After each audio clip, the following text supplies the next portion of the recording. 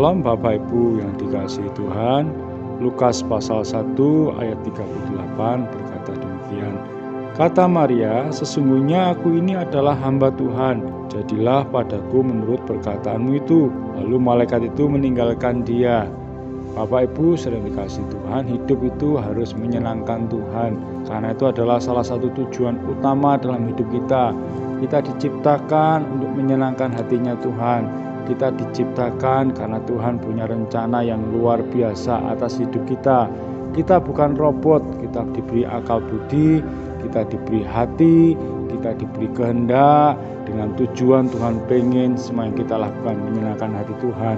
Dan untuk menyenangkan hati Tuhan, untuk mencari perkenanan Tuhan, satu hal yang harus kita miliki adalah kita harus memiliki hati hamba. Sama seperti Maria yang berkata kepada malaikat Tuhan, jadilah seperti perkataanmu, karena sesungguhnya aku ini adalah hamba Tuhan. Untuk menjadi hamba Tuhan, Bapak Ibu saudara sekalian tidak harus menjadi pendeta, tidak harus menjadi pengerja gereja. Untuk menjadi hamba Tuhan sesungguhnya yang dibutuhkan adalah hati yang berserah kepada kehendak Tuhan, hati yang mau nurut perkataan Tuhan. Ketika kita menurut perkataan Tuhan, maka kita memiliki hati yang menyenangkan Tuhan dan kita menjadi hamba-hambanya. Kita harus cari perkenanan Tuhan karena itu yang paling penting dalam hidup kita. Selama kita dikenan Tuhan, maka hidup kita akan diberkati Tuhan dan hidup yang berhasil. Sama seperti hambanya Daud, dia mencari perkenanan Tuhan. Dia tidak lihat sekelilingnya, dia tidak lihat manusia-manusia yang mengolok-olok dia sekalipun dia pernah jatuh.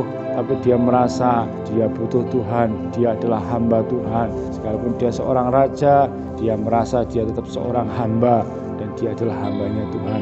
Apapun posisimu, apapun kedudukanmu, milikilah hati hamba. Karena kita semua sesungguhnya hamba-hamba Tuhan.